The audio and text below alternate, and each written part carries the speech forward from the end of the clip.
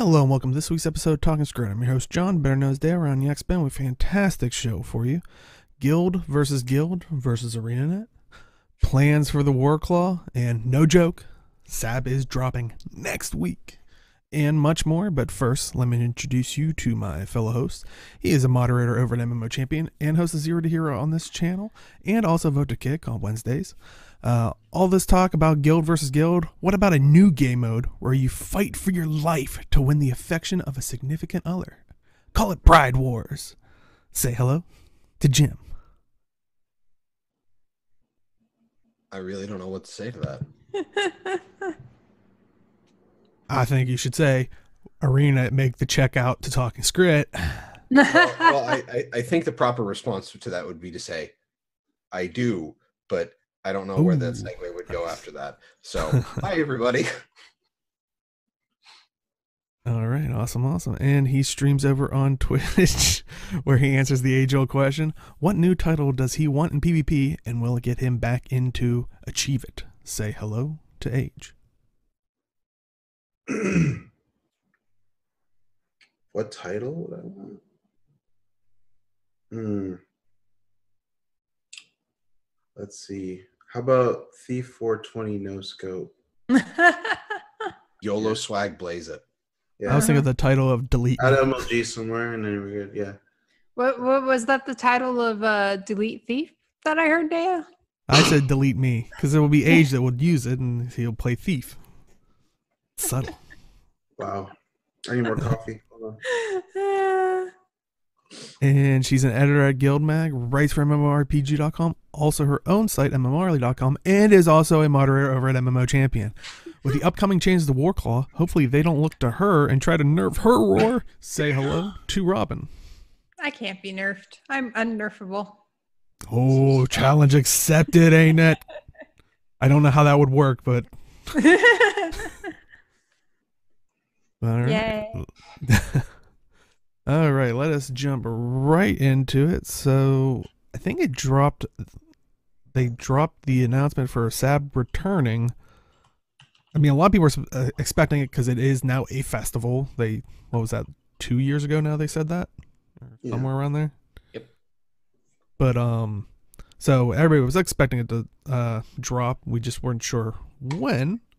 But yeah, they let us know. I think it was like Thursday or Friday. They sent out a tweet, and they had a little video, which you can kind of see it here. It kind of is a sabified version of a Choya running through what looks like Radisson. Which I just have to say, the way he runs, I just want to watch him run around all the time. It's just, there's something mesmerizing about it. Yeah, definitely check out the... Oh, go ahead. I can't remember who tweeted it, but I think it was we should have named him Rocky Balchoya. I was gonna say, yeah, if you watch the video and have the sound on, it has like the kind of like not the exact Rocky theme, but it has like the kind of like uplifting inspiration. Yeah. But yeah, as you can see there, it is actually launching March 28th, so this Tuesday, and it will be going till April 18th. Yeah, there's some new things with it too. I thought I read like a new race or something related to it. I would imagine they had a race.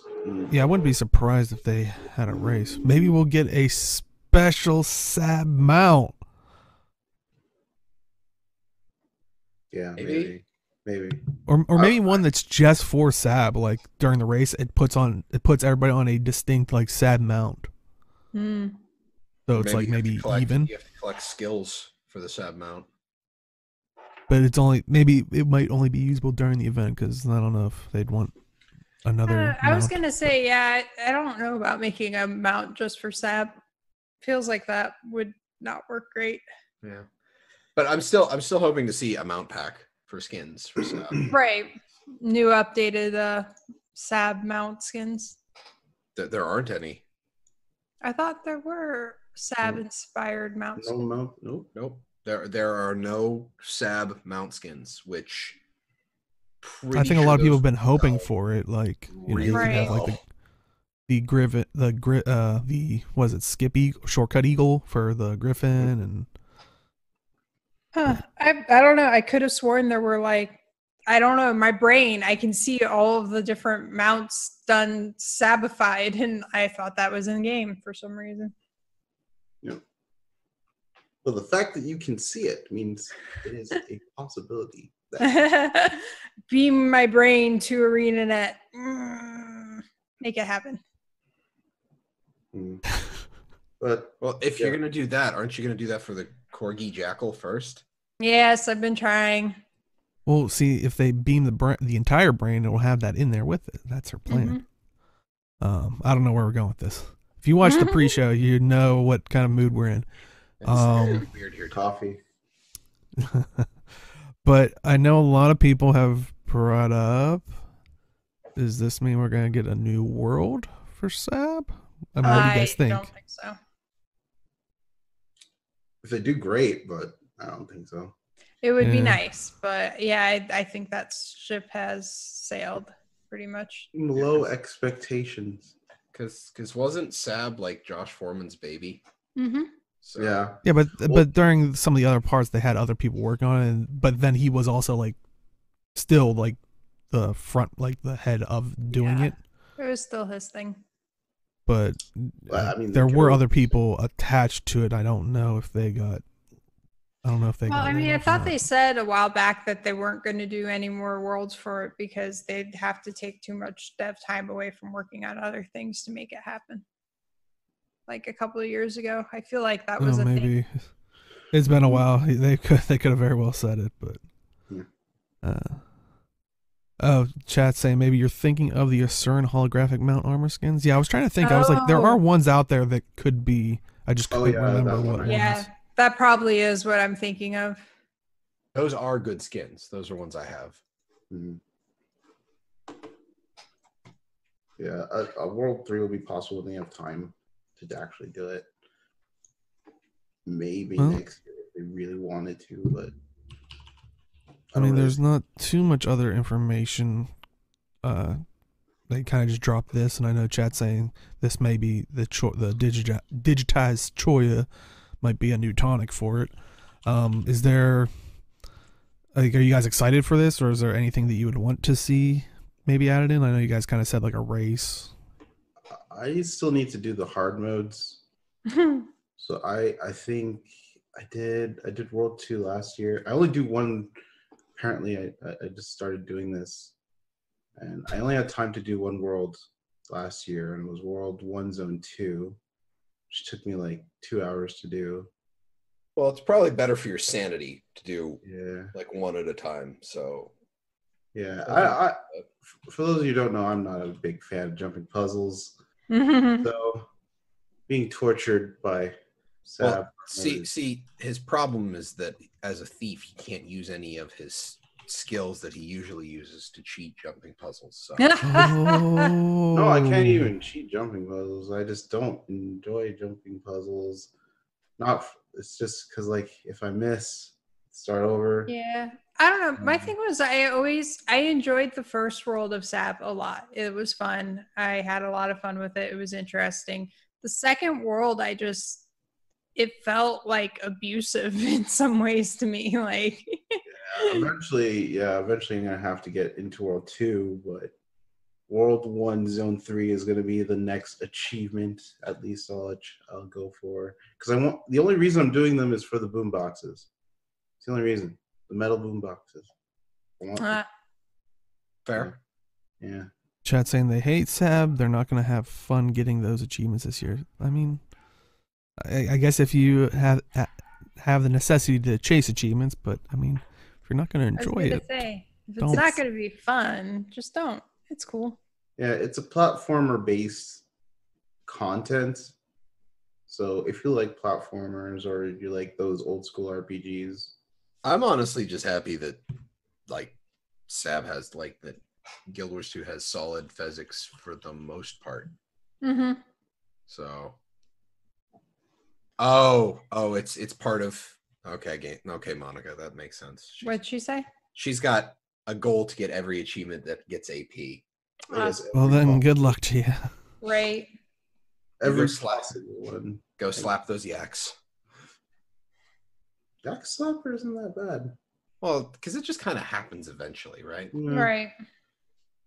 Yeah, SAB, you actually have to work at it and have a specific goal in mind. And I'm just like, And for maybe people that are new to the game, this was kind of like an original, just one-off April Fool's joke. Went away for a couple years, and then they brought it back as a festival. Right. Like we said, it's kind of like they made a lot of core changes to how physics in the game works. I think it was around Heart of Thorns or somewhere around there, getting ready for it. And those changes broke a lot of SAB, so it took a while for them to get it to work right again. what SAB was originally built based on quirks in the Guild Wars 2 physics system. Right. They fixed the bugs in the physics system, which then broke Super Adventure Box. Yep. So, as you know. And there is like a very easy mode where there's basically clouds that will help you bridge the gap. The easy mode, you get the little happy clouds with the little rainbows you can run on. It's so fun. Yeah, and then there's kind of just a regular mode where you have to jump around and stuff. Then there's tribulation mode, which I think was what Age was talking about, which that one probably don't want to go in there the first time, like as your first time. If you run, just to give you a hint of tribulation mode, the flowers in World 1 explode when you touch them. Mm-hmm. Like the little like daisies that aren't even like physical objects in the game. If you touch them, they explode and you die. Mm-hmm. And sometimes the ground is lava. Yes.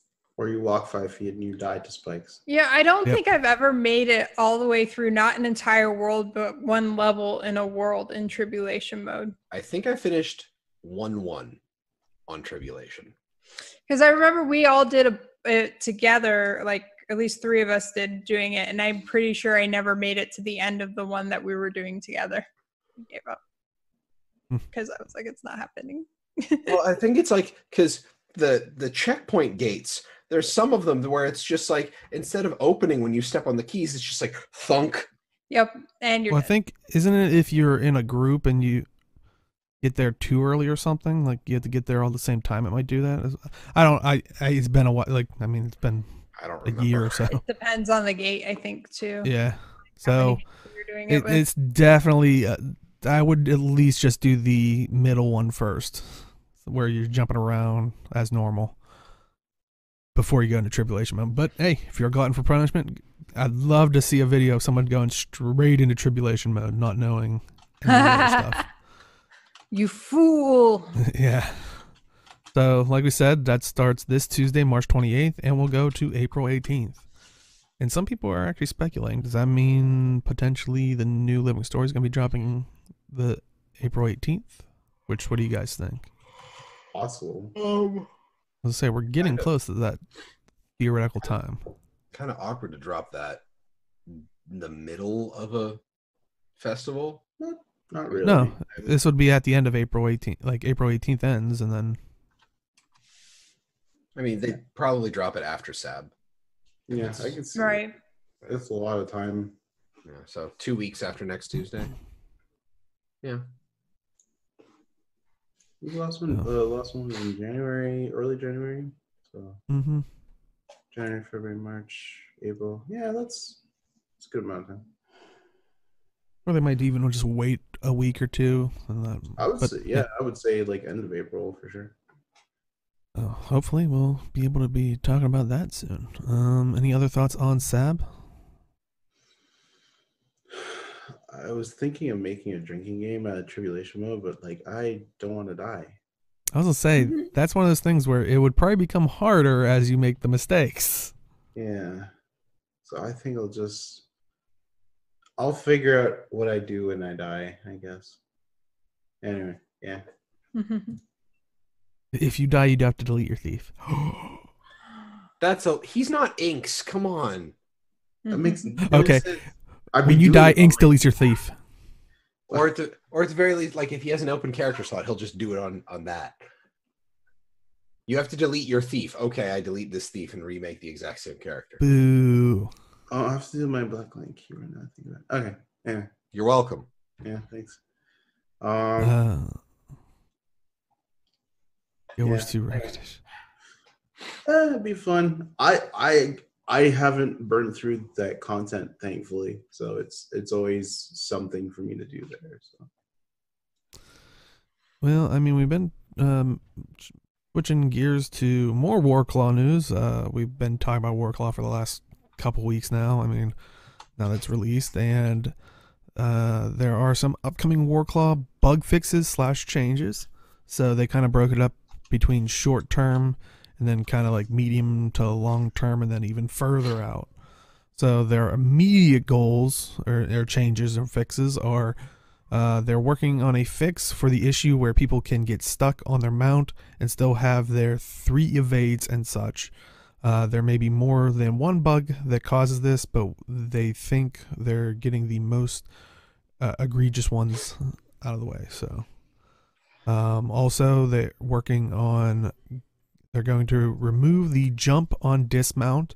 It's one of the biggest things used to bypass walls, gates, and it was faster to remove the jump rather than try to fix each of those individually. Fixed the sitting in box achievement areas. Don't understand that. So you can mount up in them. All right. And mounts will no longer be able to be stealthed. We felt mounts provide enough value without stealth, and as many have noticed, there were several visual bugs with stealth involved. What the heck is sitting in box achievement areas? I think there's like, someone correct me if I'm wrong, but maybe there's like boxes you get in or sit on and then you mount up and get an achievement or something like that. Sounds right. It sounds like what it means, but if it fits, it sits. I don't know. I don't get that, but I'm totally okay with no longer being able to stealth the mounts. Oh, the Catmander area is still locked for mounts. Okay, so it's areas in WVW where you should be able to mount, but you can't. Okay, I see. Okay. Yeah, I can agree with the removing stealth for mounts. Yeah. It could have been an interesting mechanic, but it's really strong when you just come out of nowhere with right that can insta give you. Honestly, it's too easy to maintain the stealth with the change to gyros. It depends, like if you have like a bunch of mesmers, what's it called, scrappers, thieves, and yeah, get really abusive, I guess. It's really easy to just stack a crap ton of stealth uptime, and then suddenly you have an army that is coming in out of nowhere.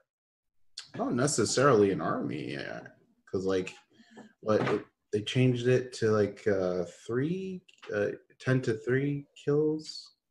So yeah, but it's still the tactics of it was how fast you can move while in stealth. So if you're moving through your own territory and you've got a Zerg taking a keep, and you have scouts being like, okay, there's nobody coming, and suddenly an entire army of people on Warclaws crashes into your team at the gate, and you totally weren't ready for it. Like it has nothing really to do with the fact that, the pounce is only 3 targets. It's more the fact that it's like you have no counterplay to that because you don't expect them to come. Right. So, although some of the medium to long-term stuff that's coming up, I was going to say, Chad was kind of talking about it there. The medium to long-term things they're working on are basically a dismount trap, which I think that's one thing we said was like more stuff. Yeah, that would be really cool. And working on a new mounted skill to dismount other mounted players. This may also dismount yourself. We're still debating that. Feedback is welcome. So, which I feel like that's a good trade-off. Well, it's kind of like forcing combat. So forcing yourself to dismount while dismounting another target. Yeah, I think that's a fair trade. Right. So like you can't just run around dismounting people and then be like, Yeah. Well, I also think like the dismount traps are going to be used defensively on offense. Like the Zerg dropping the door of a keep that I mentioned earlier, it's like you'll have people dropping traps out, like to keep the Warclaws from like charging in real fast. So yeah, I would just say you have the engage skill dismount if it hits a mounted player. But QED does bring up a point, is the knockdown is if you get dismounted by an offensive action against you, there's a brief knockdown stun. Right. So, yeah. Like whoever hits it first. Yeah. So like that would be like, you still are at an advantage if you knock another player off the mount with the dismount skill, because you don't get knocked down like that. They still have, it's like a 0.5, it's like 0.75 or a second and a half knockdown. I can't remember. Yeah. But I agree. Yeah. I think that's cool. And they actually have a longer term goal of they are actually considering adding break bars to the War v World mount. They're saying it's still a big if, as this will also require UI considerations. So Right. I think if you do the medium to long term thing, Whoops. you may not need the break bar, so that's why they're putting it in the even longer term part. They just want to see how that would work out.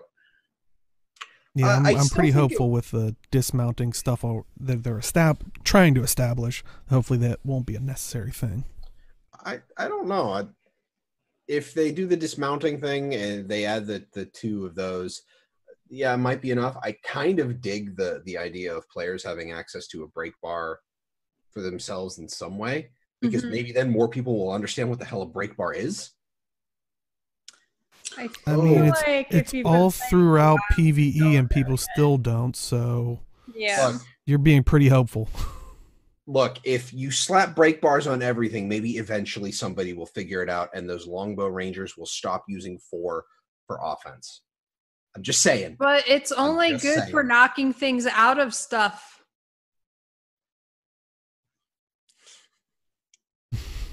Everybody knows that. I will say though that now that I think about it, the break bar might be good for people who don't have POF, so that they can actually fight people who have mounts. Right. I actually didn't even think about that. Yeah. So and how about you can buy a thing from the vendor? It's like if you don't have the thing, you can get these special goggles you can put on your character, and you can see the break bars on the mounts. I was kind of thinking about that too. I was thinking about like maybe you buy 2-hour buff. Right. You rent a Warclaw. Rent a Warclaw, or even rent a glider at that point too. So you might as well. Yeah, I always liked that when they did that for the festivals. It's like it's a nice little tease. Could be like a badges of honor sync too. So there you go. Chat saying they want the dismount skill to be an action of tug of war. That'd be pretty interesting. Some kind, like basically it throws like a harpoon chain type thing, and it's like. Actually, that could be the break bar moment where you have to like the better you resist against them, it's like the faster their break bar depletes, and then they get dropped.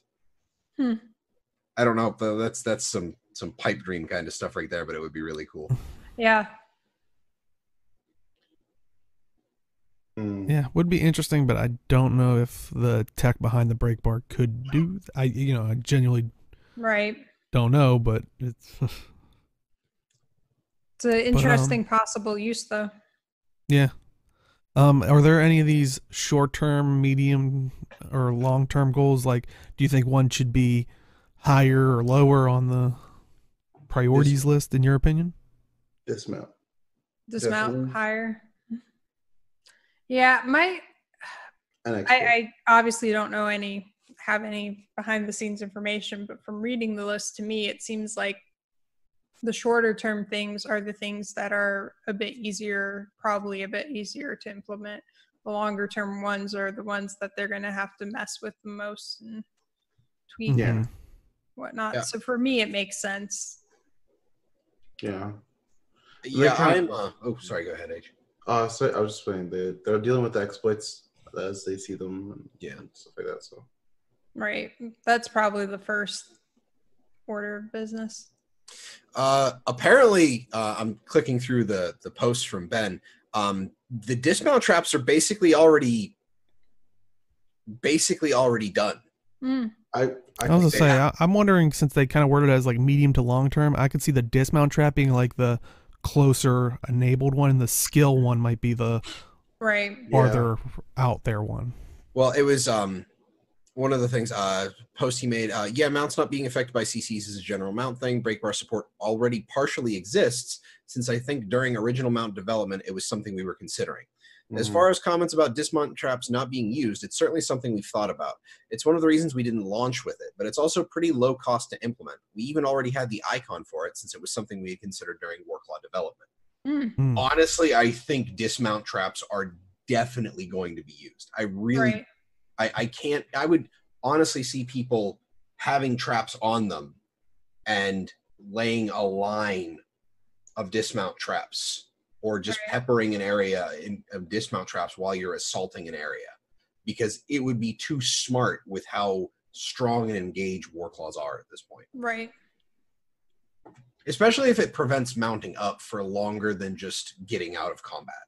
Right. So if it out of combat, if you're not attacked, is 5 seconds, I think. If it locked you out of your mount for like 15, 20, 30 seconds. 10 seconds is honestly enough. I was going to say, it doesn't need to be that long, I don't think. I wouldn't know, because I don't spend I don't have the mount yet. I don't know what a good window of time is, but anything longer than just the combat time, I think, probably be a good idea. The scenario you're thinking of, I think 10 seconds would be good, because it allows a person to like turn around and engage. Right. While the dismounted person gets in combat. Yeah, that's pretty good.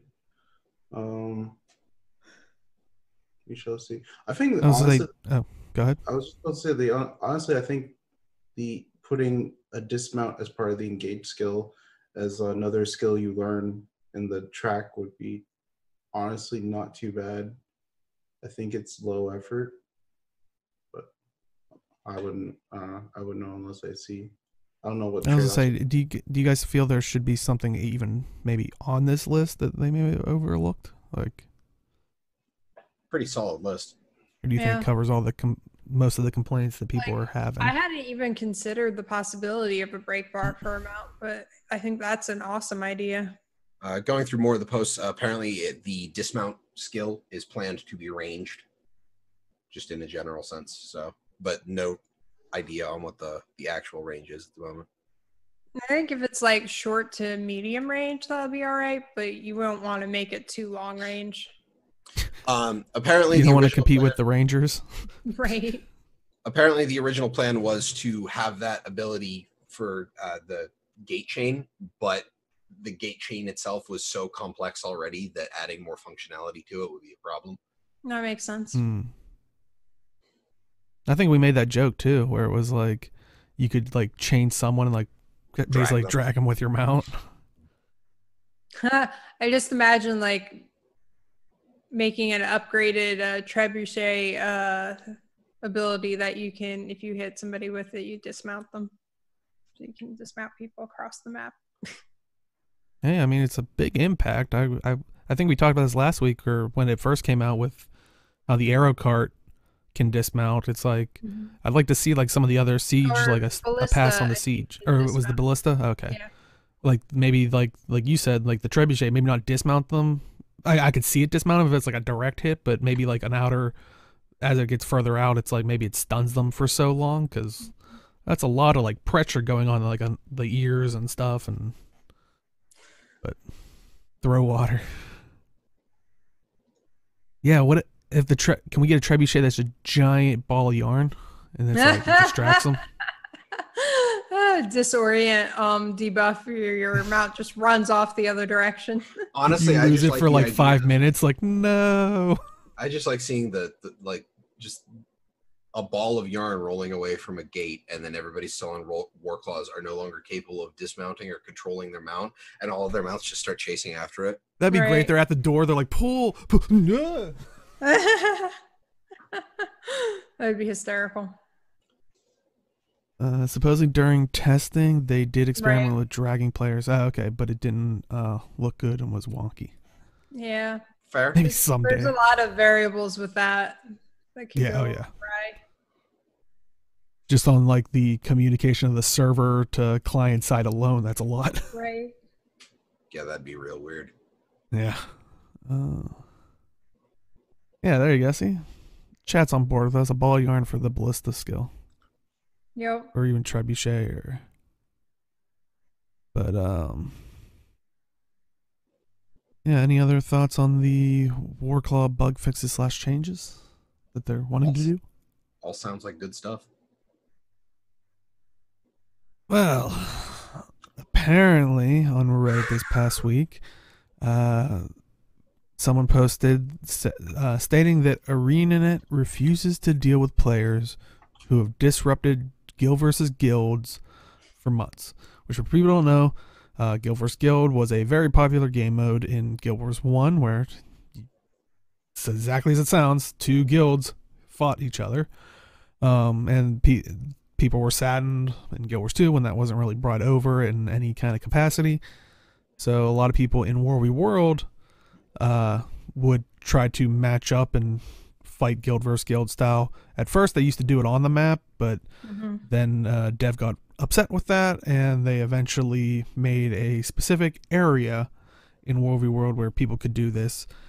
And then kind of later down the road, they created an arena in the guild halls, but I'm sure we'll get to that because I know that's one of the things people were suggesting for these people that complained about it. But there are issues to the arena itself that are in the guild halls, yeah, so that's kind of the history of Guild versus Guilds as in Guild Wars 2 itself. But basically, this person was complaining about the disturbance in Mist's arena in the edge of the mist. The most common forms of disruption that they were stating this person caused was revealing the enemy group's stealth location by running alongside them with no stealth, engaging with the enemy group when groups are trying to do equal numbered fights. When groups are trying to revive players, they will jump in and prevent groups from doing so by keeping them in combat. Basically, in War v World, you cannot revive defeated players whilst in combat. When guilds are trying to stealth, they will jump into our group and stand on top of the smoke field, preventing us from stealthing, whilst also revealing us. This forces the group to effectively wait for cooldowns to reset and restart the round. So they submitted a ticket to, I believe, customer service, and they customer service, the support ticket came back with basically stating, what you are describing is not a breach of the rules. World versus world maps are open to all players to write against any opposing team player. While you may have made a choice to not actively participate in the core goals of War v World, fighting for your faction by fighting over towers, keeps, and other objectives, this does not mean the other players are prohibited from doing so. If you wish to privately battle without the input of other users, I would suggest the use of guild arenas. You can find out more about guild arena or more about them and they provide the wiki link to guild arenas, which is the guild hall thing that we were talking about, the arena in the guild hall.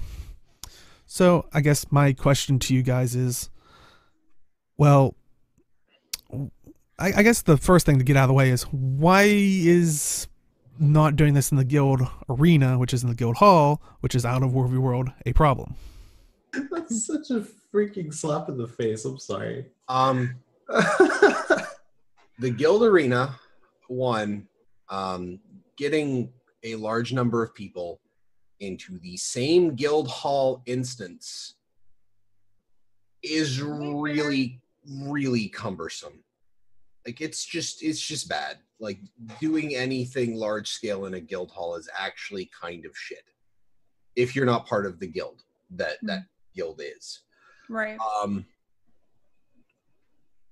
The guild hall also uses PvE balance rules. So whereas WW is explicitly balanced around large scale group fights, PvE is designed around fighting AI for the most part.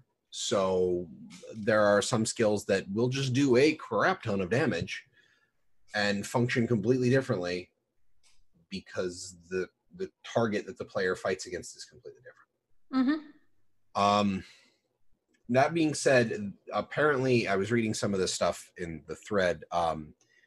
They did not specifically state Edge of the Mists and the Mists Arena in their original ticket, so that might have been a little bit of miscommunication. Right. I don't know if... And this is a standpoint from the Reddit post, that the stuff that they seem like they copy-pasted from the original thing. We are not 100% sure. I mean... Yeah. You know, we're just taking the person's word for it, but like Jim's saying.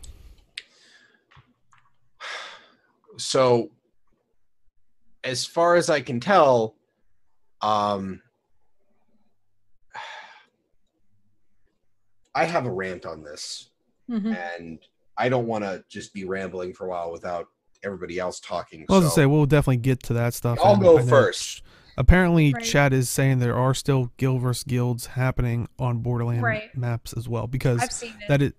that is important to note that if you're not aware of World World, the Edge of the Mists is this kind of separate thing outside of it, because I know a lot of people were saying, well, you are affecting the World v World game mode itself, but Edge of the Mists is somewhat separate from that. I mean, there are, for the winning side, some resources that go to the winning side, but it's not a vital... Edge of the Mist is really basically the lobby for when you have a queue in the... I was kind of going to say it's like it's an active loading screen. Like, while you're queuing for the actual World v World, you can play World v World. World v World Lite. Yeah. So, I was just going to dive into the issue at hand with this whole debacle. Well, the one point I wanted to make real quick was, I think you made it a little bit, but with the information that was given in the ticket that we saw, the QA response was not wrong. Like, it's accurate. It might not be helpful really to what they wanted, or like, you know, feels bad if you want to do that kind of stuff, but like, that's the game mode was not made with that in mind in general. So, and I see chat saying they have been aware of the issue related to Guild Arena and still no fix for it. And I'm assuming, like we were saying, the whole idea of it's based off of PvE stats and balance rather than World v World or PvP. Which I think for that specifically, like getting it to switch what rules it uses, I don't think that's an easy fix at all. Like, yeah, that's what I was going to say, because they're also saying then there's still no fix. We don't know how easy that is, because is there any PvE map that enables PvP or World v World rules that, like, we don't know if that's an easy fix of the code, because it is a PvE map. It is in the PvP or PvE world.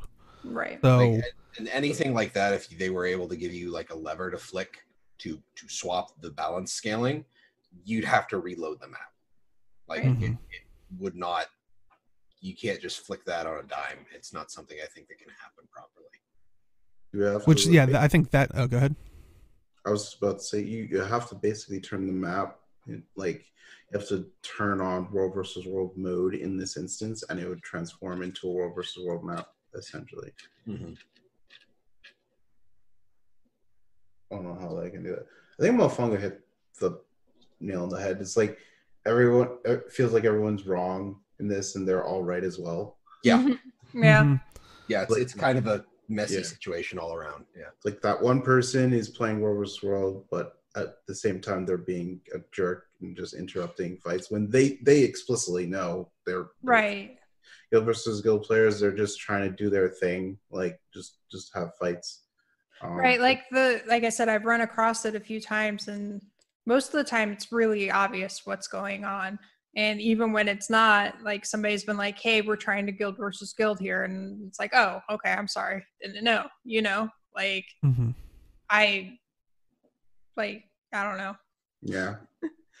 Like, when I was still, like, new to World vs. World, I just fought people and I saw like I ran around to secluded areas and I saw people fighting. I'm like, I attacked and I'm like, hey, you actually weren't. I was like, oh, okay, sorry. So you know, it happens, and the support person, like, I don't know if they know the issue with guild arenas, but like at the same time, I understand why they give that response as well. So it's kind of just well, chat's asking, wonder why they can't do to guild halls what they did to basically the new key pass or the travel pass thing, whatever they call it. That the Armistice Bastion. Oh, that's actually in World v. World, so it's that's in that map. It's actually in Edge of the Mist. Yeah, just have a secluded. Well, because the thing is, it's like you have to have an instance of that, and then let's say like 2 guilds want to fight in there, and then you have to like somehow all get on the same map. I guess you have to like work it out somehow, like flag up that'd be a new feature, and then you'd have to support multiple instances for guilds who want to do that, and then the issue of how many people are actually just going to this instance versus actually playing World versus World. It gets very convoluted at that point. Right. And like Chad's saying, like changing the mode in the guild hall, like I think that's one thing people suggest, and one thing that we were talking about earlier is I don't think it's just that easy since it is a PvE map.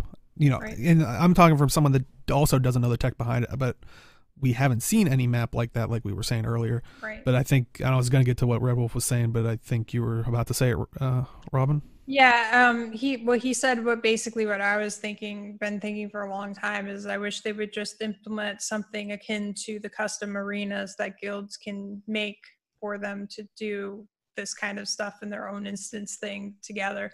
Like that to me seems like the best all around solution. It would be a interesting way to, and you know, people complained about it with the Warclaw was like, oh, they figured out a way to monetize World v. World, which welcome to a video game.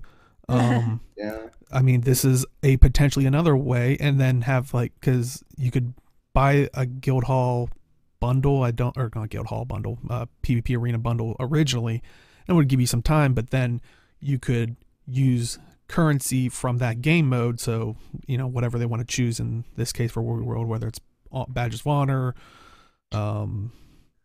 you know, maybe not tickets, but you know, whatever you have, and it gives you time towards the guild hall or not guild hall, I keep wanting to say guild hall, making an upgrade to the guild hall. Well, World versus World custom arenas. I think that's pretty much it. Yeah. But for people talking about changing the guild hall instance balance rules, that's the problem, is you basically exacerbate the getting people into the proper instance issue. Guild halls are already their own instance, since it's not like every guild that has Gilded Hollow is all in the same room, right? You'd have to change the rule set, unload it, reload it, and then you'd have to get everybody into it. It's not something you can just flip on the fly, I don't think. As for them not implementing a formal guild versus guild thing, I would assume that would be something that's on the WVW team, just because they would be the best suited to balance it, and they're all pretty busy working on either Warclaw stuff or the alliance system right now. So they might have plans for guild versus guild, but they can't do anything about it until alliances are done. When alliances are done, World versus World effectively becomes guild versus guild. Right. So that's also a fair point as well. Because then like literally the entirety of World versus World becomes guilds fighting guilds. Yeah. And then groups of guilds fighting groups of guilds. I had a bit of a discussion. Inks posted this on Twitter, and I hated saying this. My response to it is, the person is technically not griefing so long as they never at any particular point in time stated, I am doing this to ruin your guild versus guild. Right. Or something to that effect. Oh, no, I'd say it's griefing. I just don't think it's griefing that is an offense. Well, let me get there. because at that point is like I've seen people who turn chat completely off. Like no whispers, no say chat, no team chat, nothing. They just turn all chat completely off. So one of those things where like they are, if they don't say anything, if they say nothing to the effect of I am griefing you or lol I don't care, actively stating that they're okay with ruining what's going on, they are guilty of running alongside allied players and fighting enemy players. Which, yes, they're screwing up a guild versus guild fight. Yes, it's stupid and it's annoying and it's in an area where it's not really getting them anything. Right. It's kind of dumb, but they are technically not breaking rules. So, and I know that face because it's the face I made when I was even thinking at age. I swear I hate saying this. I say this primarily from my experience on MMO Champion as a moderator, is every time you make a moderator decision, that decision is going to echo into the future. Because anything you say will be used by people to say, they did it this way, I didn't do that thing, I shouldn't be banned or have an action taken against my account. So it's really hard to take an action against specific things like this when there's no codified rule set for what ArenaNet sees as guild versus guild. Because if they do a thing and sanction guild versus guild, a fully community supported thing, then what, like, then it becomes, okay, I'm running around, like you were talking about in pre-show when roamers were complaining, I think you were saying when roamers complain about Zerg players breaking off to chase them. Yeah, Robin mentioned that in the... Oh, it was something earlier. Okay, sorry, I couldn't remember who mentioned it, but it's like, you're making me play your game mode. And it's just like, in WVW, it is allied, you run with allied players to kill enemy players. That's it. Like, those are like the codified rules. Or objectives. Right. Well. So, if you make a game mode yourself, there's only, like, you can't expect the codified rules to be used to enforce the thing you're doing unless the ruling entity says this is a thing that nobody else can mess with. This is the rules that they play by. This is how things go. So it sucks. Like what Mofongo said is everybody's right and everybody's wrong. It's a really messy, stupid situation. And yes, he's griefing, but it's not actionable griefing. I think that was the point you were trying to make. Yeah. Like, he's griefing, but submitting a ticket to customer support isn't ever going to get you a satisfactory answer because this is the situation that they're in. They don't have a rule set to point to, and then it's just like, oh, well, it's just a GM's bias. You should get them fired. Right. The number of times that I was told I should be kicked off the moderator team when the Paladin forums got real shitty back during the Wrath of the Lich King and Cataclysm days, there were major shit storms when BB had to step in and be like, y'all need to stop. Thankfully, I only had like one or two of those. But it was one of those things where it's just like, you have to be absolutely sure before you take action that you're not going to screw things up for the rest of the team as a moderator. I stopped posting on MMO Champion when I became a moderator because literally everything I did was under a microscope. I couldn't have fun just talking on the forums anymore. Which is why you usually don't see the GMs posting on the forums, and it's usually just the big name devs talking on the forums because they have basically decided I am going to be the face of this development process. So yeah, he's griefing. He's 100% griefing. Like, these players are griefing, but nothing can be done about it. Yeah, exactly. Yeah. And I kind of half agree, and I think that's what we're saying is, what Chad is saying is, guild versus guild is in the same boat as roaming. They are a very small part of a community.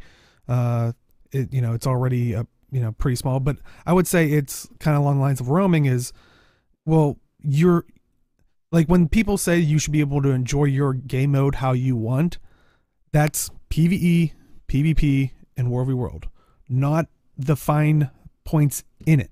Like, Subgroup. It's like I like having. I kind of said this as a joke. I think before we took it live was, I like to have the very best quality gear.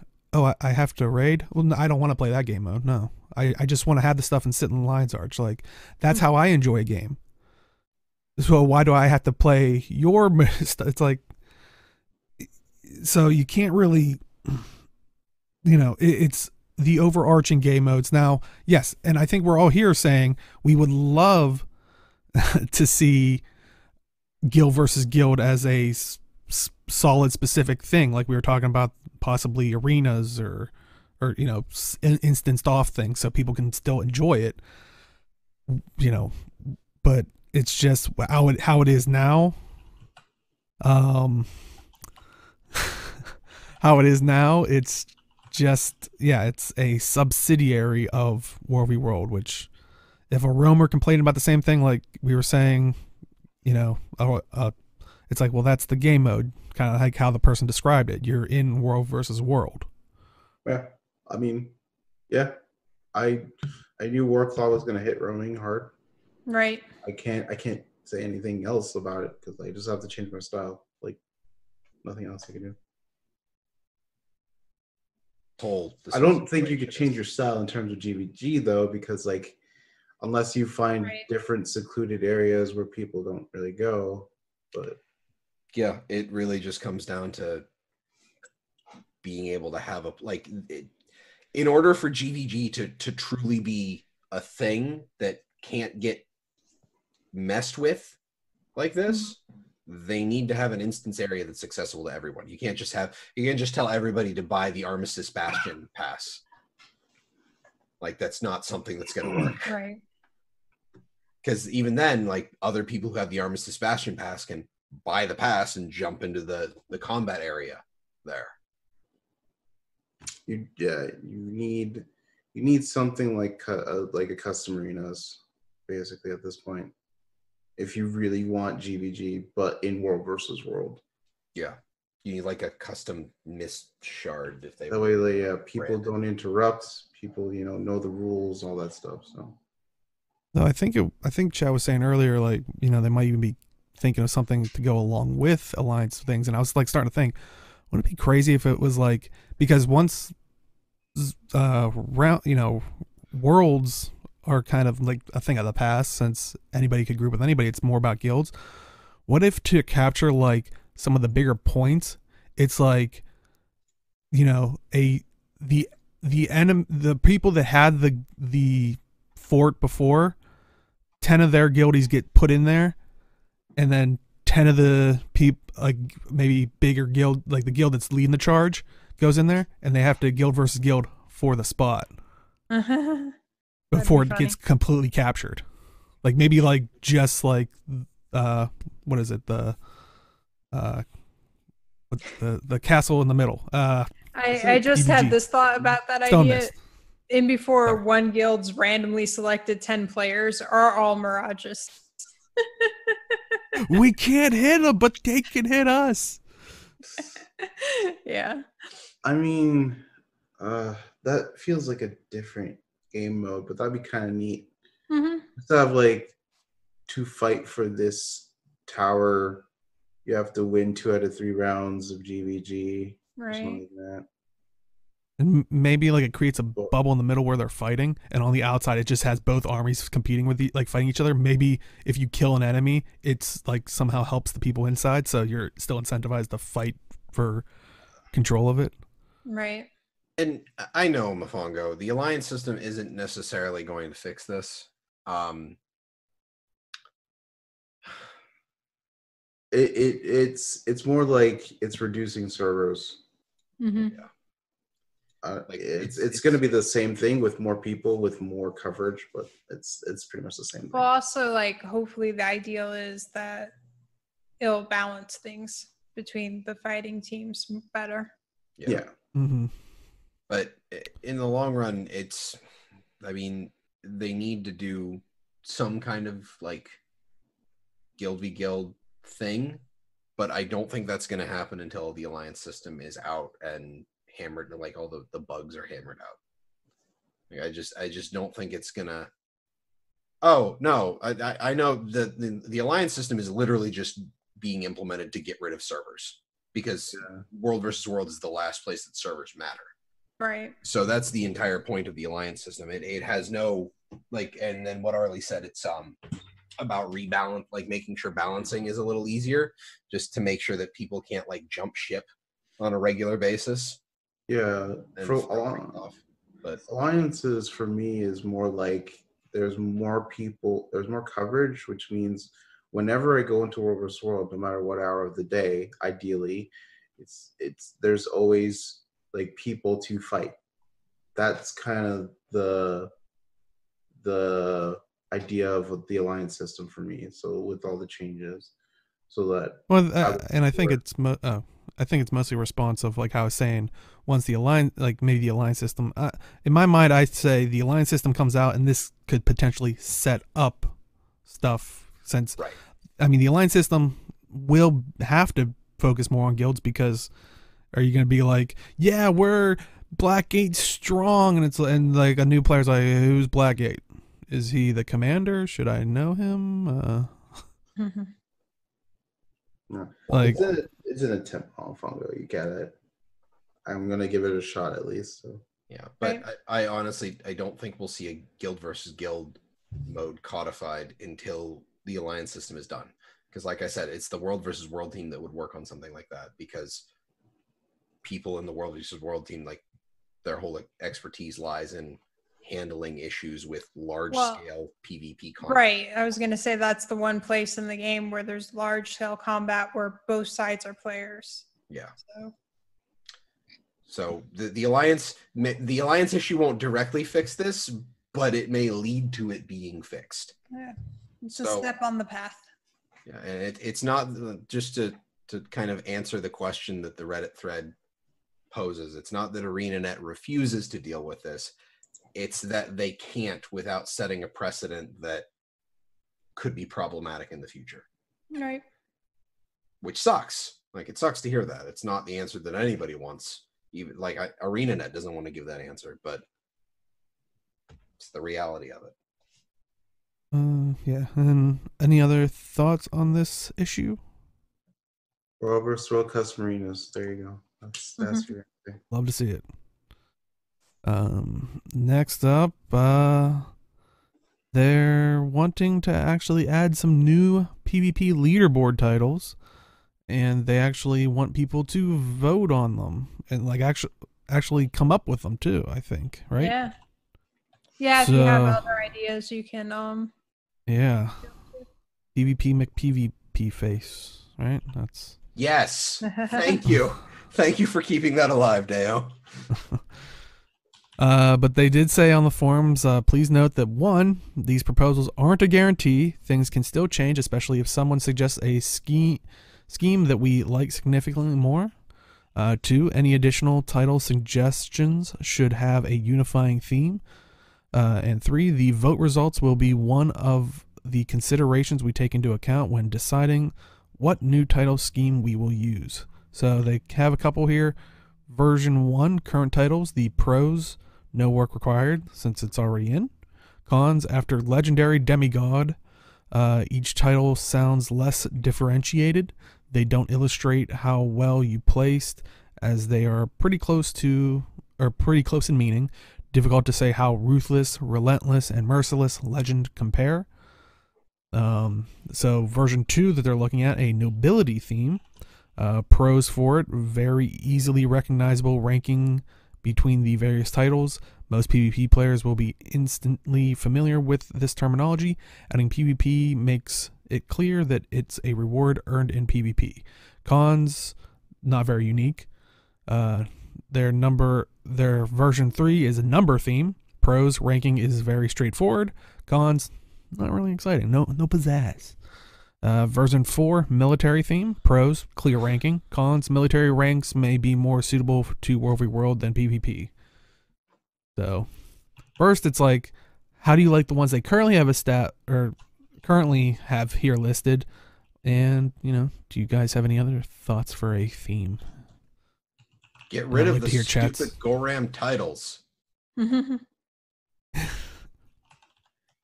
Yeah.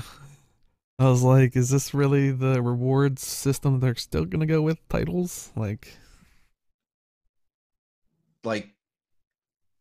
yeah, match manipulator. There you go. There's a good title for the person at number 1. There's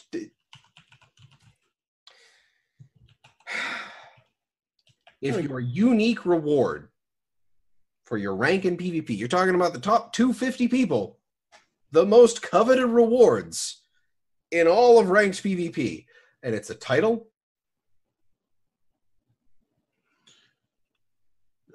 What? Why? Why would I bother? Why do I care? No, I don't think that's the problem, honestly. I honestly don't think when it comes to PvP, rewards are like the main issue. Like, you know, obviously having cool rewards is great and all, but I will always say this, is like balance is more important than anything else. I agree. Yeah, completely. But in terms of like getting top 250, I guess I see what you're saying in terms of just having a title, but you want like something a little bit extra just to have like a bit more meaning to it, or have more motivation to just keep playing or to keep going higher every time. This is the edge case extreme of my problem with ranks, like your badge, because all these top 250 people, these are all going to be like the legendary people, right? Yeah. So or bots. The issue I have with this is there is no point. There is literally nothing you can show other than a title, and no one, like, I don't know a single point in time that I've looked at a title and said, oh, that's cool, and I've never looked it up. There's been once or twice in every year, and all the years I've played, where I've seen a title and been like, oh, what's that from? But generally, like, I like how you said the top 250 players. In my mind, I'm like, you mean top 250 accounts and maybe the top 50 players. Bots. Yeah, exactly. So it's just this is the edge case. Like, there is literally nothing incentivizing me to keep my rank other than a title in PvP, and that's if I get into the top 250. That's the only incentive I have. If you can get into the top 250, you get something unique for your rank. Otherwise, your rank at the end of season doesn't matter. Well, what I want out of PvP is just to know that I'm good. Like, if I get top 250 and I climb even higher, it's like I'm good. I'm playing against like good players. I'm having fun. Like, right. That would be enough for me, honestly. But that's for you. Yeah. Like, you're honestly, Age, you're an edge case. I'm an edge case. You're a weirdo. No, edge case is I'm not going to call him a weirdo. An outlier.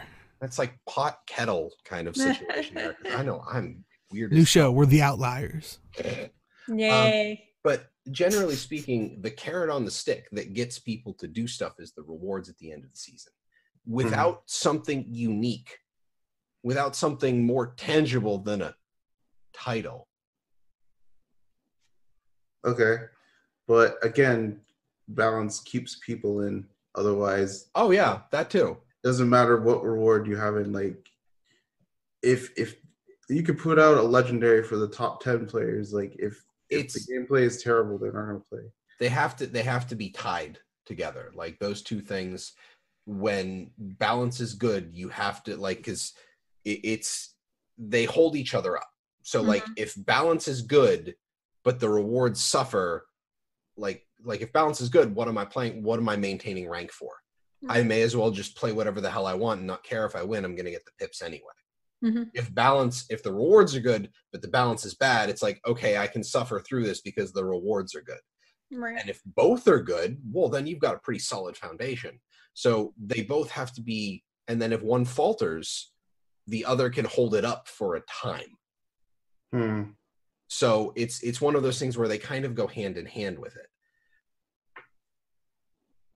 That's one of the reasons, and not to mention rewards also get new people in the door. Mhm. Yeah, no, that's what I mean. Like rewards get people in, balance keeps people in.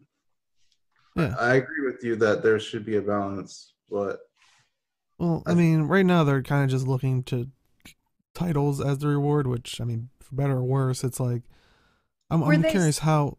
Oh, go ahead. Were they saying as part of this? I can't remember because I read the announcement when it first came out. But were they saying that they're going to change what titles you can get more often, or they're just changing them now?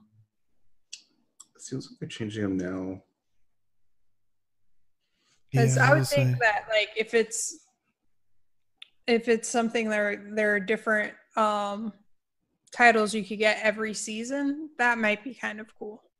Maybe not even every season because I could see them running out of ideas quickly, but maybe how they wanted to do the year of ascension.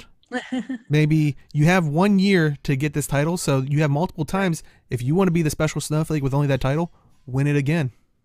Yeah. Because then you're eliminating one person that could have that. But, yeah, I was actually going to say, like, I'd actually like to see, depending on how hard it is to switch out, like, adding these new titles, different ones, like, using different themes. And, like, maybe even going a little, like, crazy with some, like, maybe having, like, a dev theme, like, the top 5 players or something get incoming nerf title, like Nerf. No, they can't. They can't have nerf this. That might be copyright issues. or like 2 OP or something, you know. Like just as like one of the potential themes that could be switched out that would maybe be like, oh, that's a funny one. I want to try. Maybe, you know, attempt Even to go then, after that. I've ranted to you guys about my idea for the unique PvP weapons skins, like the ticketing system. Is like you make these 3 or 4 or 5 sets of titles and you rotate them out. You go on Deo's plan for like a year and you just rotate them out. So you have 5 sets of titles. That means you have 5 years of titles, and you can't get a specific title until 5 years down the line. Yeah. So, and you know, I couldn't imagine saying someone being like, well, I missed it, kind of like with armor skins and stuff like that. It's like, well, you gotta wait 5 years. It's like, ooh. But I see the chat saying, you know, a special emblem next to your name. Wasn't that the gems? Like, didn't they have that? That's for the ranks, and then they have crowns for tournaments. But there's nothing that says like if you're in the top 100, you have your rank, and then you have an extra emblem. I think that's what it was. yeah. Oh, okay.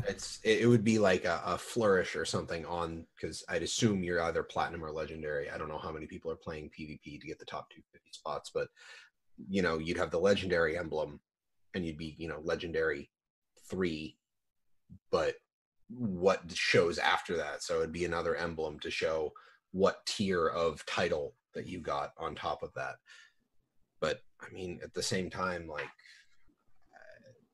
I see those all the time and I just kind of tune them out at this point. Like, honestly, I think that's one of the problems with titles, is that titles are very freely given in Guild Wars 2, and they are appended underneath your character bar that, you know, floats over your head. It's not something like in World of Warcraft where it is appended, or it's either post or it's like it's before or after your name. It's part of your name string, right? In like World of Warcraft. In Guild Wars 2, it's a different part of your character card. So it just gets to a point where I just kind of gloss over that, which is why I look at titles as kind of a meh reward in the first place. Right. Like I always have a title on, but I don't even know what title I have on any of my characters. Yeah. Closer to the stars. I got the one for all the jumping puzzles. It's probably that. Distinction and apply jumping. There you go. I don't even have that one and I remember it. But see, it works. Just to get back on like the various different types of themes that they have, I'd probably go with nobility, because I'd say out of all of them, I like the nobility one more. Really? I agree with that. I do also agree that of PvP, like that was one of the things that was coming up in a bunch of the the statements is like having of PvP appended to the title is something that people would rather see gone, because it's, or at least, you know, changed to be something a little more immersive into Guild Wars 2. Of the Mist. There were actually people who were saying maybe that should be used for WW and it should be of the arena. Oh, of the arena sounds better, actually. Yeah. I like that. Like, I totally agree that, you know, whatever the title is of PvP seems kind of meh. Yeah. So. Born in blood. What? That's very PvP. Forged in blood. There we go. That sounds more like metal. A char title for sure, yeah. Maybe you can get that if you level a character entirely in the Heart of the Mists and you never step outside of it. I will never get that. But any other thoughts on the leaderboard titles and? Yeah.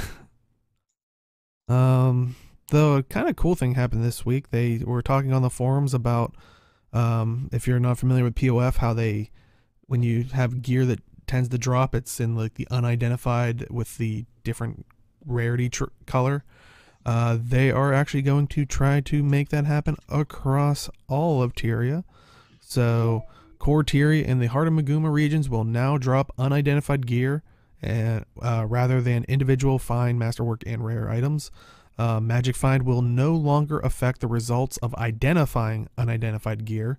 Unidentified gear reward tables are being changed to account for their availability across Tyria, including setting the frequency of rare items, item drops in the Crystal Desert region to the same frequency as rare items from the rest of Tyria.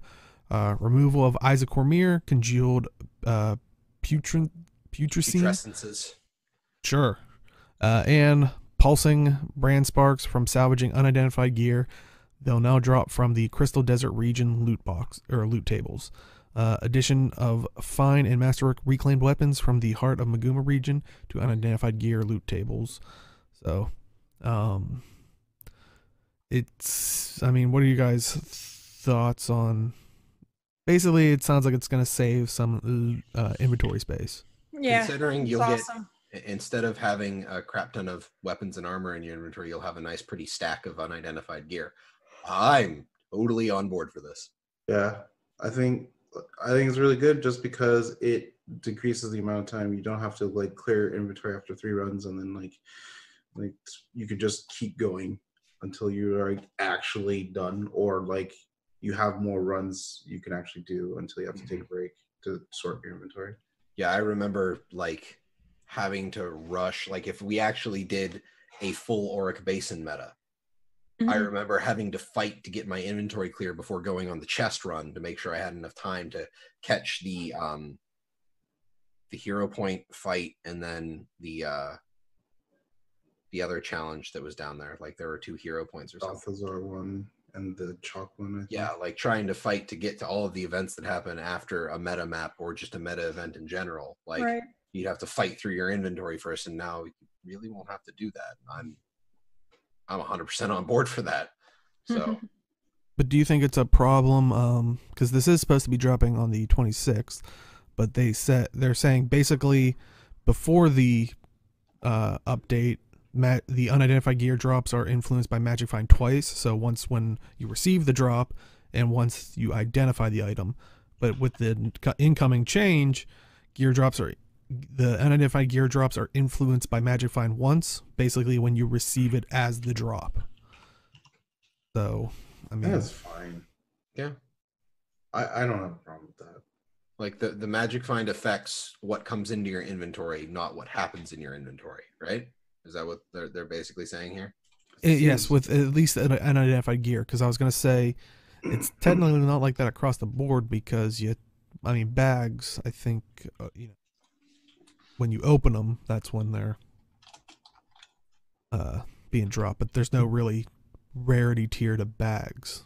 So yeah, it's just basically saying when you get the item, it's just going to influence like what type you get right away instead of just having it unidentified or you salvage it, or you just identify it, and then you get it reads your magic find again. So it's just eliminating. But they did note that if you've ever noticed when you slightly get an upgrade from maybe a rare item, a rare unidentified item gives you an exotic. They did say that it still has that same initial chance. It just isn't going to be affected by magic find.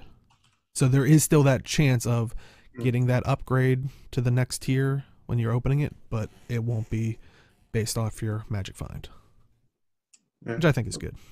Mm-hmm. But yeah, that I think is a nice little change. Any thoughts on it other than yay, more inventory? Nope. Although I want to go back to chat real quick. Oh, What okay. was Twice Told Legend? I can never remember that one. You having two legendaries of the same two legendaries. Basically, before you had transmutation system or the wardrobe. So if you're like an Ellie and you have two incinerators, you have to equip them, by the way, I think. Mm-hmm. Yes. So don't make two war horns. Or really wait for that elite spec. Mm-hmm. So they're asking, is it a quality of life update? I would say from an inventory standpoint, I know a lot of people are kind of sad that it doesn't have that double hit of magic find, but I don't know. From the sounds of it, doesn't really sound like that was meant to be working as intended. Right. Exotic unidentified gear. I mean, honestly, I see that drop so rarely that I don't care.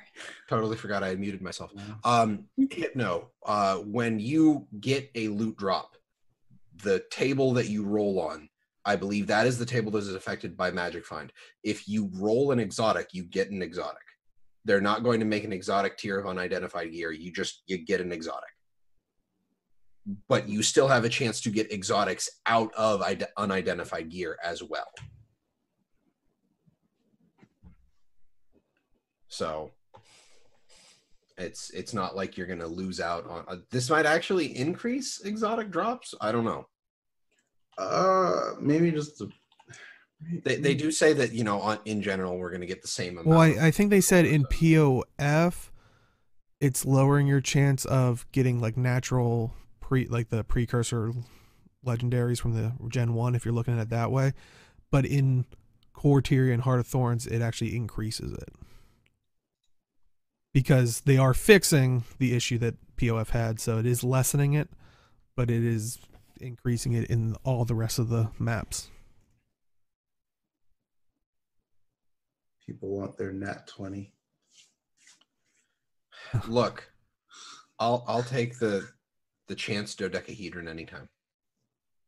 I can't remember the name of the thing that you invent as an Asura, but I know that a dodecahedron is one of them. Problems, that's all you create as an Asuran. That's pretty accurate. But another thing that they've actually I think they just tweeted it out was basically they're creating a system for welcome back to Guild Wars 2. So they want to offer to help former Guild Wars 2 players who might feel that way. So starting next Monday, they're going to spend 5 weeks getting those members of our community reacquainted with Tyria. We'll show how to get your first mount and play through Living World Season 4, pointing out helpful features and updates along the way. Members of our partner program will be joining too, leading players through various open world events. If you want to join in but can't remember your password, we can help you. Just go to their help.guildwars2.com and go to trouble logging in and work with the customer service team. But do you like this idea of basically I'm kind of going to use the Bog Otter's word of the boomerangers coming back, because he kind of did his series way back. It feels kind of out of the blue, doesn't it? Mm-hmm. I mean, guess because summer starts June, right? The people getting off of school, yeah. I mean, that's going to be one of the things happening. June, I guess. them releasing another episode of Living Story. The other thing that this is like the Warclaw probably got people to come back a little bit. So if they're, and also, you know, who knows what they're planning for the next release. Maybe they know that there's going to be a thing that releases that might bring a lot of old players back. Mm-hmm. So yeah, I think it's going to be interesting, especially if they somehow try to figure out how to push it out to other places. Because I think we've always talked about, or even seen, where it's like, oh, someone posted something about Guild Wars 2 on the regular, you know, gaming subreddit, and then you have all these people that have these notions of the game from like launch, or maybe even right after Heart of Thorns, like it wasn't their cup of tea and they left. It's like, but it's like so dated. It's like, well, that changed. That's not even a thing anymore. That, you know. So hopefully somehow this gets out to outside the realm of just day one returning players, like, Right.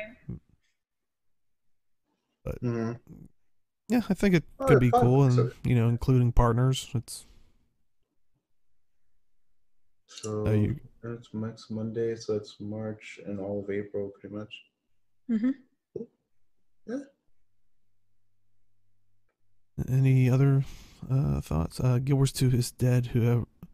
Whoever's not playing it. It's, I mean, kind of general rule for everything. I was gonna say, isn't that true for every game? pretty much. I mean, honestly, I still like how my wife describes Guild Wars 2 as being the guilt-free MMO.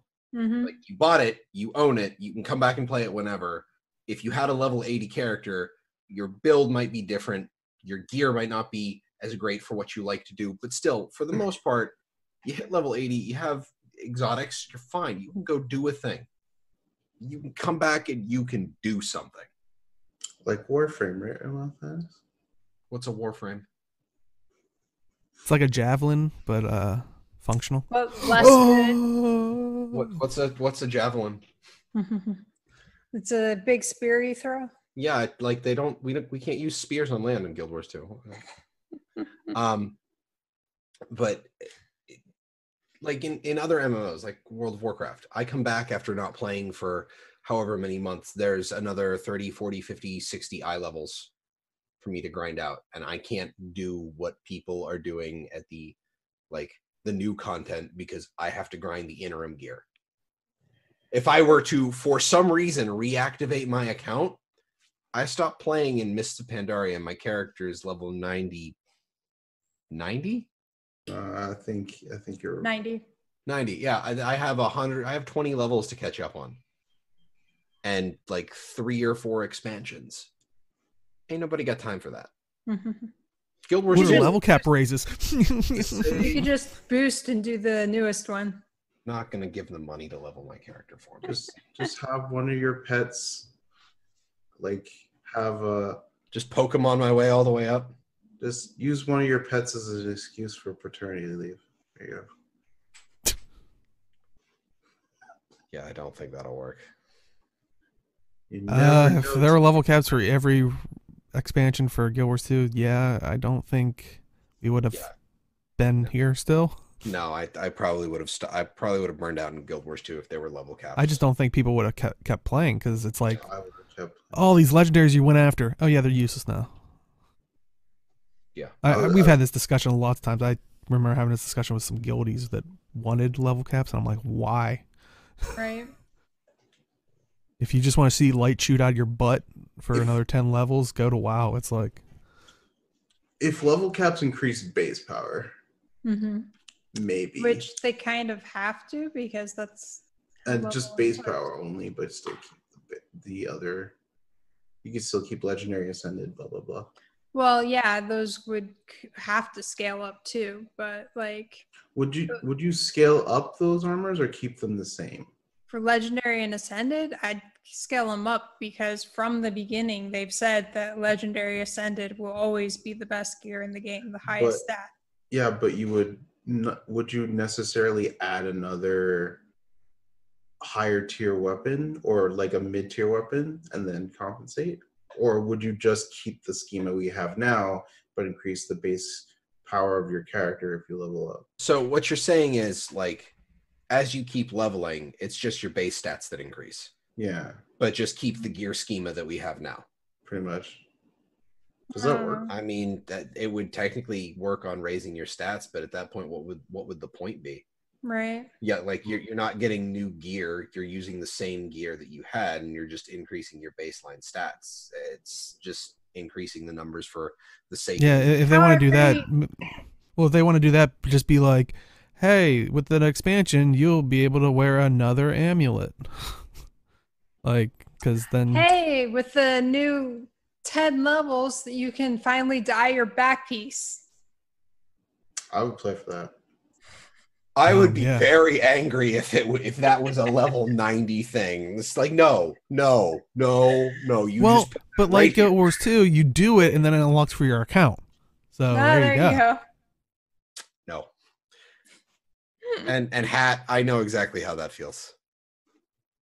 Not to mention he wouldn't have to buy the expansions to stay up to date, but which once again goes back to these people that just either tried Guild Wars 2 at the very beginning and just think it's still like that to this day, or the other, the other group that kind of still thinks in terms of other MMOs, which does have similarities, of course, but I think Guild Wars 2 does do a lot of things right, and also doesn't do a lot of things well either. That other, it's that there are trade-offs, just like everything. Yep.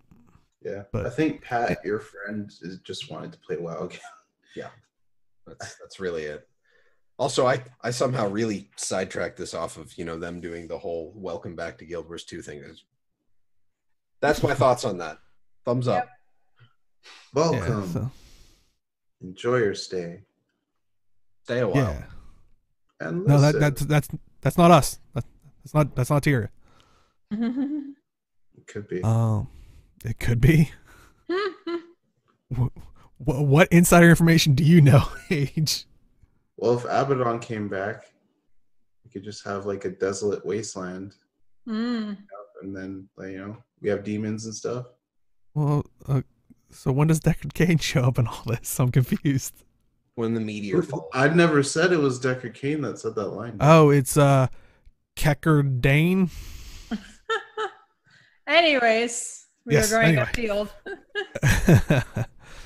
But yeah, so definitely if maybe you'll see an influx of I just bought the game or I'm returning.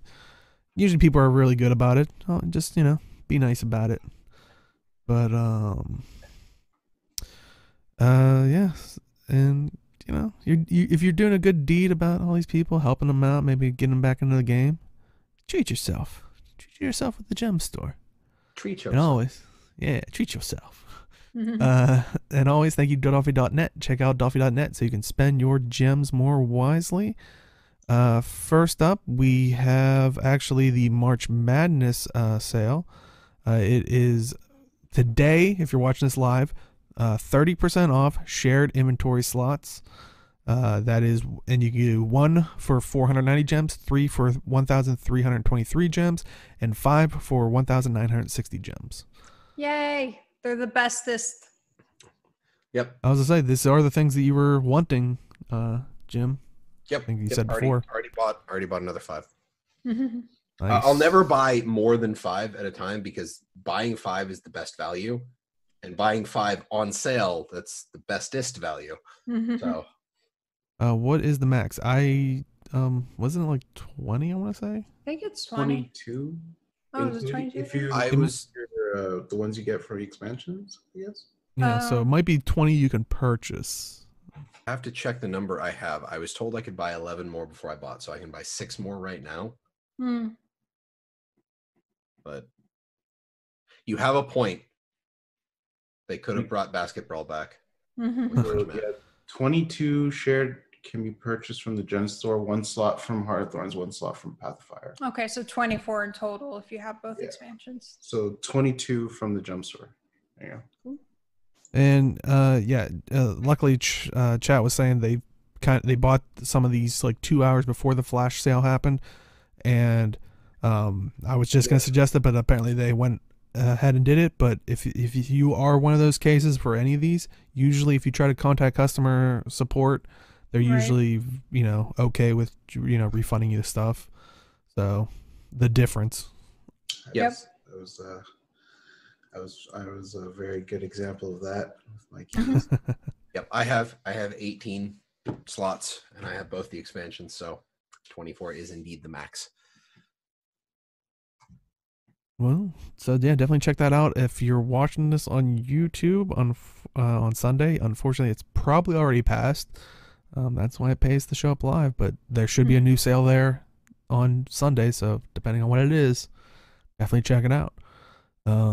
But also in the gem store, the new item here, you can see it. It is the Wyvern Roost Scepter skin for 600 gems. So if you want to be the mother of wyverns. Boo. What? You were all thinking she's it. even blonde in Dolphy's video. Yeah. It's perfect. I like how like the wings just kind of subtly move a little bit. Sorry again? Mm-hmm. Sorry. Yeah, see, even chat saying Daenerys cosplay incoming. There you go, see? April 14th. Lemon lore, I don't think that you should be able to buy access to the Griffin through the gem store. 100% no. Yeah, I would agree. That kind of opens up potentially a bad door. Yeah, it's kind of too late for that option since a lot of people have the Griffin by doing the stuff for it. Right, but I wouldn't want to have buying access to like mounts or gliding or whatever the future like thing that they come out with in the gems in the next expansions in the gem store. Like that's not good. Yeah, then like movement mechanics are kind of like the whole like that's our leveling at this point is new. How about that's mastery. It only shows up after you unlock it once on your first character, and it's an ungiftable item. But you get that's the point. That's the point he's making is that you can only buy it on April 1st. I just came up for a new explanation for your Snuggie, by the way, and it makes me giggle. Well, I can't wait to hear it for after show or something. Like, yeah, you'll definitely have to remind me. I'm sure chat will remind me because everybody's hating on my knockoff Snuggie. I don't think anybody's hating on it. They just said you look comfy. Okay, it feels like anything. Anything on the internet feels like hate. Huh? Yeah, did you wear that last week? Yeah, and today it's still cold this week.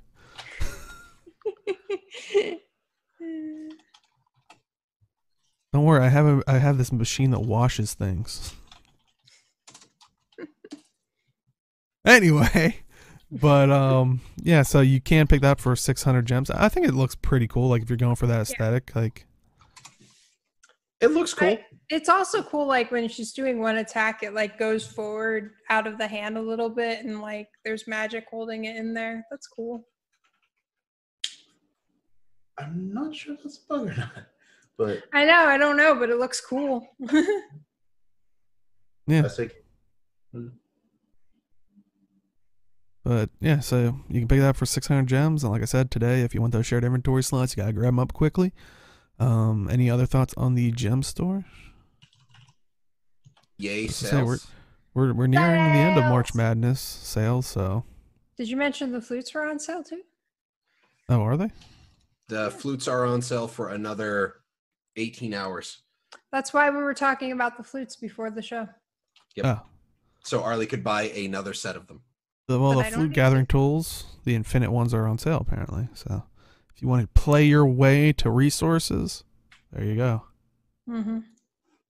Now, are they just for sale? Like they're not on sale? No, they're on sale. No, they're for sale. They're still 1,000 gems a piece. Okay.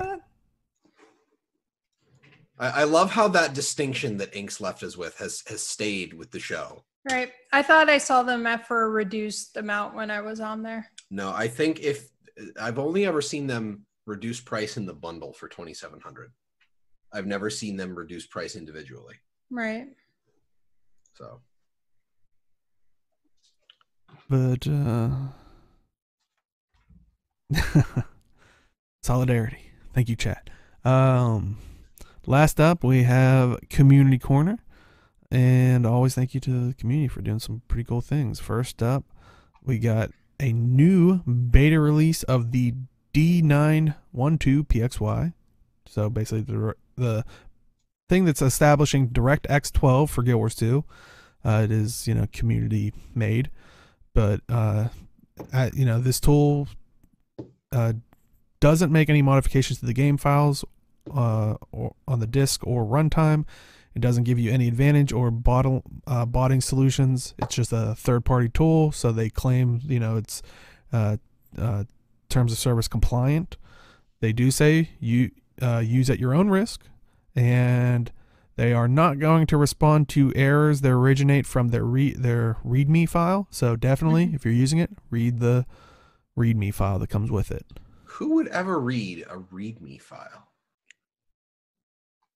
Just doesn't make any sense. Well, you will want to in this one in case something gets screwed up.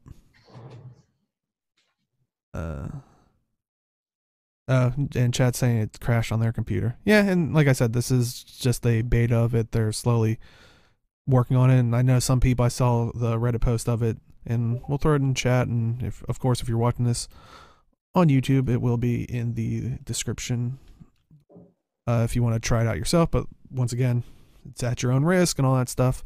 But I saw some people saying like they weren't having any issues in World v. World and all that different kind of stuff. But so definitely pretty cool. I'd like to maybe see it once it gets closer to the thing, Arena being like, hey, you did a good job, we'll pay you to, and then we can implement it officially.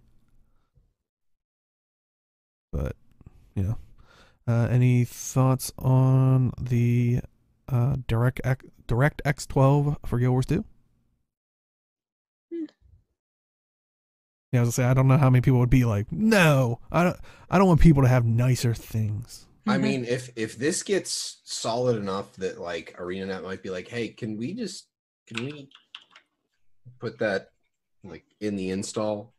But I don't know if they would do that, but like if it does, I wish they'd do it for Arc DPS. Yeah. Yeah. But no. But yeah, it won't happen. Anyway, maybe the DirectX 12 thing might actually be closer to possibly integrating, just because it makes the game prettier. Well, it's funny you mentioned something that's like an overlay style thing or an add-on. Another thing on Reddit, the skill rotation overlay, which was from Redditor him twit, looks like 2 eyes in him. I like that guy, putting 2 letters where 1 letter should normally be. Good choice. Good smart choice. Yeah? I hope people saw what I did there. Yeah, it's basically can show you, it's an overlay that will show you your rotation. They used a program called Custom Desktop Overlay, and all they did was use Photoshop to set the skills, basically the pictures from Meta Battle or Snow Crows, to match their keybinds and overlays on their game. Then they said, keep in mind that you can change the size and position and opacity. There we go, in the program. They also said they're fairly certain this doesn't break any Guild Wars 2 terms of service. It doesn't register in game, nor have any actual effect except pasting an image on top of everything on your PC. So definitely be wary of this. I mean, it doesn't, from what we've seen, and I can show you the image here that they had posted. It doesn't look like it's like a bot or playing the game for you. It looks innocent enough on the thing, but I haven't seen any like clearance from anyone at ArenaNet saying A-okay, but right. Well, if it is only doing what they're saying they're doing, it should be okay. Right. Because like it's not doing things for you. It's just helping you to keep track of where you are in the rotation and stuff. What you're doing. I was gonna say, now I'm kind of interested to know what your guys' thoughts are on something that basically could potentially teach you how to play a rotation, or it's basically you don't have to think or adapt as well. Because I don't want to say the term of it plays it for you, because it definitely doesn't do that. I don't want it to, but the idea of it's basically you're not, it's kind of turning into more whack-a-mole. But that's what it becomes. Yeah. I mean, I think it's good, especially when you're learning a new rotation. It can help train you, because that's a process in and of itself, and like you still need to pay attention to the things in game and do what you need to do there. So the only problem with this, and this happened in World of Warcraft because Ret Paladins were using this for the longest time, is that it becomes you can, I don't know if it's available in this tool, but in similar programs in World of Warcraft, you could output strings that you could then import on another computer to save and share rotations that you set up. And what that ends up doing is somebody posts the string and people accept it, and they're like, this is the highest DPS rotation string. Okay, why? I don't know. It just is. It's the highest DPS rotation string. Use this one. Right. So then you lose track of in-depth knowledge of the game in favor of min-maxing, and I'm not a fan of that. Yeah, like, I was gonna say, coming from people in like WoW and stuff, I've noticed people that would be like that. Like, there are some people that are knowledgeable about the game, but then there's like, no, this is what you run. It's like, well, what's the reason behind that? I don't know. Like, because this person said they, and they downed a boss. Like I agree that it does have the potential for teaching someone how to play a class. And like reminding them for when a rotation is really, really stressful, like, playing piano on old Condi Engineer, but like the other side of it, I don't think is worth the benefit there. Yeah, and I think that's what the person even said. It sounds like they're coming from an innocent stance of this, because they were saying, oh, I basically used it on a training golem for raids until I got my rotation, and then I took it into, I went into raids without it usually, but it's like it's great that you had this tool as a teaching mechanic, but could it be used for just not having to know anything? Well, yeah, all tools can be misused. Yeah, that's the same thing where they don't want gear inspection. Right. I think that's also the other reason why they didn't want DPS meters in the first place, is because of the misuse of them in the first place. Right. So, well, I feel like with this, I don't know. I feel like it's less of a problem because, yeah, you're going to have some people who just blindly do whatever the rotation thing tells them, and that's just the way it is. But it's also, there are other people out there who like actually care about knowing why and will look into things and all that, and just need to get help with the reminders to get the feel of everything down.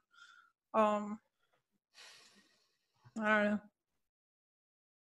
Yeah, because I would argue on the other side, it's like, I would still say there are people right now without this tool that just blindly do whatever the spec run is. This. Why? Because someone said so. Right. But yeah, I think this could potentially make it easier. So yeah, there is definitely pros and cons to it. I just, here's where people fall on what side. But any other thoughts on this tool? That's cool. Last up, we were actually shown this. I think it was almost Monday morning, but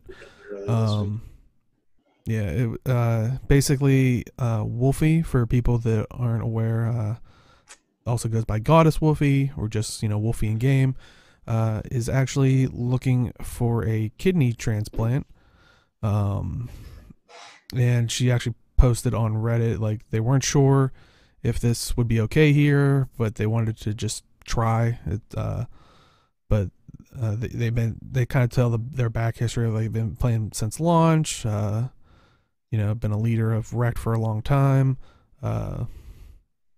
But they said that their doctors have given them 5 years to live in January of 2018.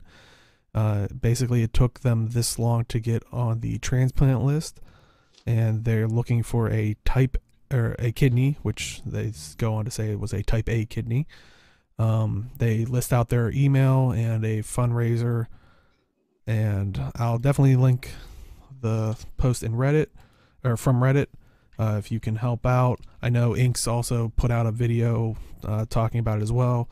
Mm-hmm. I would say if you can't help with this, like, because they do have a fundraiser for it, or you might be, if you are able to give up a kidney. I mean, that's such a huge asking, but if you can't do that for whatever reason, financially or like that, this is one of those times, even more so than ever, if you just simply share it with friends through social media or anything like that, it could spread and just get in front of someone that could potentially do it. I mean, we kind of say that with like helping streamers just streaming and stuff, which, yeah, that does help. But this is one of those situations where when you're put on, I've heard in the past, it's like when you're put on these lists, it's, as is, and it's such a long list. But if you do have someone that's willing to do it, it bumps you up the list. It's like, this is, I don't know how to stress it any other way, but this is one of those times where it's like the more eyes on it could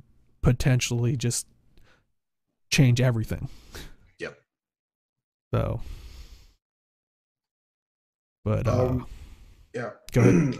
Just a little background for those of you who follow MMX. There's a lot of people like he like posted this to like every single podcast I could think of, every Guild Wars 2 podcast. He made a video about it, and the reason is because he's been in this situation before, and he luckily got a transplant. Okay. So yeah, that's why it's like it really struck home for him. So just to give you guys a little bit of background on that, if you haven't seen this video. So. Mm-hmm. And I don't want to put words in his mouth, but I think he even said like any money that he makes from that video, I think he's putting towards the fundraiser thing as well. So don't, like I said, if you can't even help financially, watch his video, like little, like click on it little 400 times. Yeah, there you go. But yeah, I think the biggest thing is if you can even share it out. It's one of those things like if one person sends it to 2 people and those 2 people send it to 2 other people, it's like it just becomes astronomical and could potentially save a life. So but yeah, we wish Wolfie all the luck. Hopefully they find a donor and can get things sorted out. But yep. Yeah, I think that is it for this week. I don't know if he'll be coming. Well, we'll do you guys first, and then we'll go back to him. So, all right. Age, where can they find you? Twitch and YouTube at Age Night Road. I'm actually going to PAX next week. So I won't be here. Also going to be trying to figure out what I want to do with my channels. Because I will start streaming again in April, but I'm trying to, structure everything well. I don't know if I'll start YouTube again or as much, but yeah, I'll figure it out. That's all I got. All right, awesome. But yeah, you gotta start YouTube. Yeah, that Stadia money exposure something. Anyway, Robin, where can they find you? You can find me on Twitch, Twitter, and Instagram at Arlie82, and writing various things on MMORPG.com. Awesome. And Jim, where can they find you? I can be found on Twitter at MalthanusMMO. You can also find me here live on twitch.tv/MAADrealms. That's 2 A's in the MAAD. Every Wednesday at 8 p.m. Eastern Time for Vote to Kick, where we talk about things of the gaming industry and whether to keep or kick them. And then afterwards, it's 0 to Hero, or just rambling about Guild Wars 2 balance, because that's what I ended up doing with Fenris this past Wednesday, because I was super tired after an hour-long Vote to Kick. So, Jesus. yeah, I know. Yeah, remember when the initial idea was to make an actual short show? We're not good at that. Yeah. No, we're terrible at it. And speaking of short, I have to go because I made dinner tonight, and by made dinner, I mean I ordered pizza partway through the show, and it just got here. So I'll have to catch you all later. Bye. I won't leave, so the camera's. Oh, I was gonna say, please don't make me do camera work at literally what I'm trying to do now. do the outro, and then I'll leave. Okay. And you can find me at simply_Dale on Twitch and Twitter. And yeah, I was actually streaming some Warframe, trying to trying to finish the 100 rift things that you had to close for an event that ends, I think, this weekend. But yeah, it was definitely fun having people out, talking with them, chit-chatting. But yeah, if you want to follow me there, like I said, simply_Dale. If you are just popping in the very end, do stick around. We do a bit of an after show. Where we kind of talk more about games and everything in general. And if you want to watch this video in full, we do highlight it on Twitch. If you prefer YouTube, just go to youtube.com/MAADrealms, 2 A's in the MAAD, like Malthana said earlier. If you want to watch it all in one nice little cozy package, on Sundays, we also put it up on our website, MAADrealms.com, 2 A's in the MAAD. And that also has the audio version of the podcast. We know a lot of people have been wanting it. So, there you go for your listening pleasures. But yeah, so I think that is it for this week. And we'll see everybody next time in the game. Good night, everybody. Bye.